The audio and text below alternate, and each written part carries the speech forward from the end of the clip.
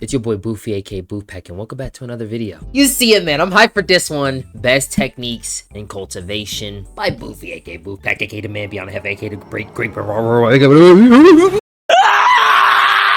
Oh my god, you see the taboos. You're not supposed to see that. Come on, man. You see it, bro. You see that title. You see that crispy thumbnail. Let's just get into it already. So what are we gonna even be going over today? What do I mean by techniques? What do I mean by cultivation? Wait, you know my channel, what am I talking about? So what qualifies as a technique? Busted techniques. And in my closing statement, what qualifies as a cultivation technique? We will not be including systems, so no 100 times reward. How I enslaved the whole female school. Global transmigration. Only I have a system shop. No, we're not doing that. We're not doing that, no! We are specifically talking about battle / buff / cultivation techniques. So basically, why did I even write this out at the...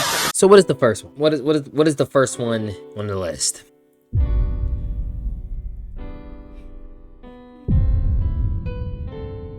If you don't know what this is infinite mana. Now, infinite mana, when it had a crazy progression, this one it was at its peak. There's a such thing as nomological edicts. Now, nomological edicts is probably the most broken thing I have seen in like a power fantasy, most definitely. This has to be the strongest ability I've seen an MC got. The whole nomological edit system is absolutely OP.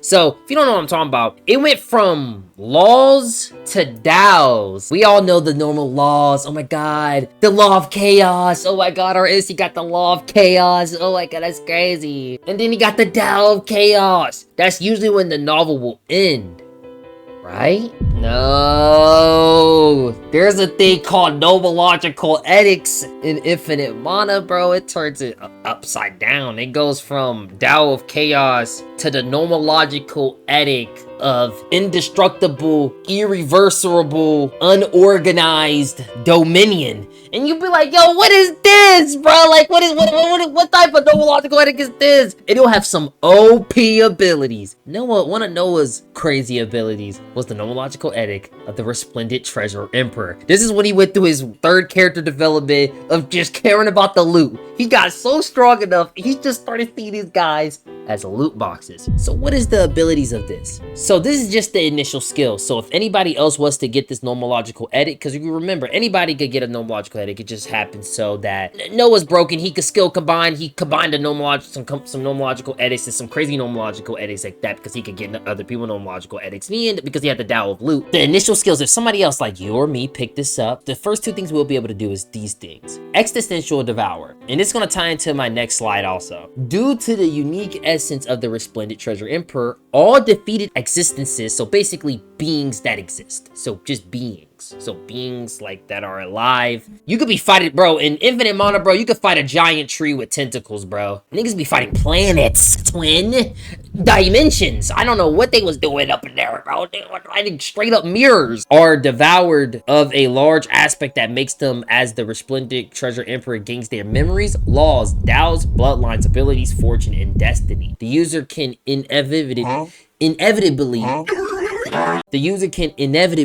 devour cosmos to gain the essence of reality as achieving full completion. And the Edict of Resplendent Treasure Emperor will even allow them to devour realities in exchange for the essence of reality and obtain bloodlines of edicts from fallen enemies. Loot multiplier. The Resplendent Treasure Emperor is unwilling to receive the bare minimum of loot, as his essence passively multiplies rewards from defeated enemies, granting him 500,000 increased loot quantities and 50,000 increased loot rarity. Looking back, I had the fanboy glasses on because I should have saw that the numbers was getting inflated a long time ago. Absolute Looter, a passive reality altering ability that allows the Resplendent Treasure Emperor to completely loot everything from his enemies, from their memories to their DAOs, as now even completed bloodline edict as their flames can be obtained. What is theirs is now yours. Now, to put this in perspective, a bloodline edict is only something for that bloodline. Like, for example, the Primordials, or at that time, was like the biggest major villain. They was the cause of literally everything. The reason why Noah Old Planet died, both of his parents died, and the reason why he even became a hunter in the first place and he even figured out he had infinite mana was because of the Primordials. And because of this ability, he started to be able to loot from these niggas when he was going to war with these guys, bro. He started to loot from the dudes, bro. Bro, I remember when he was in Grotto Haven, bro. He was so strong, he would tell somebody to, yo, break through real quick. He will give them loot. I'm talking about he will give them, and he'll be like, I'm not close to breaking through yet. I just need, I need this specific item. He was like, oh, Noah, like, oh yeah, you need that? He'll give it to them, bro. He'd be like, yeah, break through real quick, bro. Oh yeah, here's an extra item that will help with the breakthrough, and you might even break through 3 times. And they like, oh my god, bro, he don't even know that I have a secret treasure, because they thinking they're the MC, because they think they have a secret treasure that he don't know about. Little do they know, his eyes already saw through them, because his eyes can see through multiple dimensions. Let alone through you, bro. Like, come on, bro. He's helping you break through, bro. You don't think this dude got something up his sleeve? Randomized loot crates. Depending on the slain target, different tiers of loot crates will arise from white, blue, Overwatch. Do I have to explain this? This is basically Overwatch, bro. Bro, there was a time where they was having a war with him, and they didn't know that Noah was really that guy. I'm talking about it's billions. I'm talking about it's an uncountable number of people going up against Noah. They didn't know he was that guy. We talking about Primordials, crazy families that are known in this dimension, bro. I'm talking about everybody trying to go to war with this guy. This dude, for the next 10 chapters, proceeds to absolutely face slap like crazy. The battlefield go quiet. All you hear is this man being like, loot. I need loot. I need more. He started seeing these dudes as, bro, as loot, low-level loot RPG NPCs, bro. I'm talking about he's going around swinging his abilities. He activating his domain. You seeing all types of tentacles flash. You just see a flash of Aether, bro. You getting sliced, bro. Severs everywhere. And then reality looter. Even realities do not escape your gaze as you seek their destruction for the purpose of looting. Basically, he can loot realities and turn it into a reality cache and then loot the whole reality.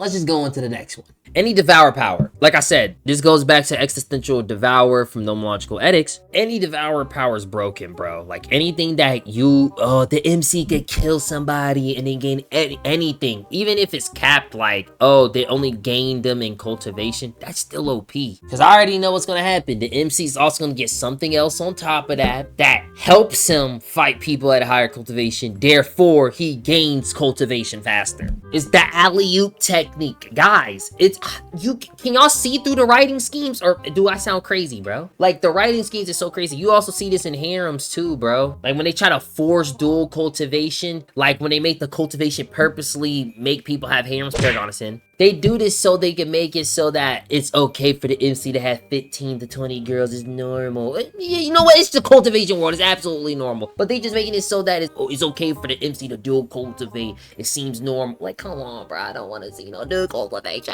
Any Devour power that allows the user to devour the enemy and gain anything / everything they have is absolutely OP. Is busted. And I think this is, I'm not gonna say almost every single novel, but they either get it as a technique. You don't see it as much as the main MC cheat, but there is always techniques like that in some type of way.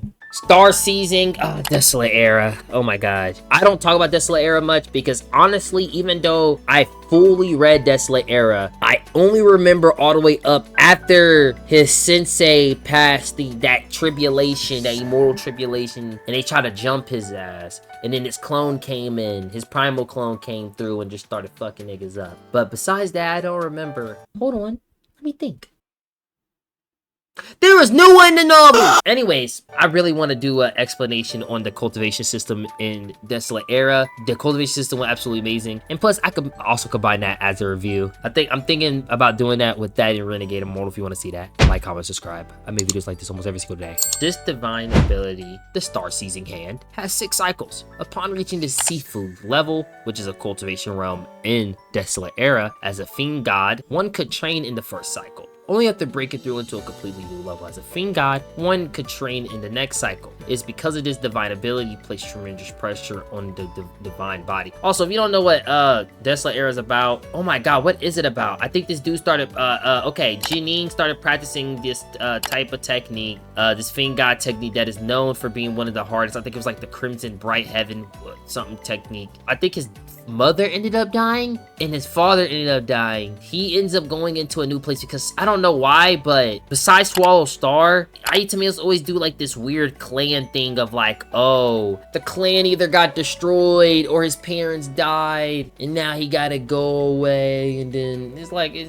cultivate that technique, and then he finds this immortal mansion. He gets this inheritance with this star season hand, and then he meets this beast spirit and he could go through these fiend god trials. Oh my god, it's actually really good, honestly. And if the body wasn't strong enough that there was no way the cycle would be trained, after the first cycle, one could manifest a complicated circular divine tattoo on the palms of both of their hands called the Divine Star Season Tattoo. Star Season Hand allowed his hands to explode forth with truly tremendous power. After all, it was ranked as one of the top 10 divine abilities to be invented ever since the universe has been created. The Star Season Hand was used to make one's hands even more terrifyingly powerful than magic items, and this don't really matter either because his universe ain't really that strong. Well, no, it is strong, but there's multiple universes. Basically, it just makes your hands buffed up, bro. Bro was able to just...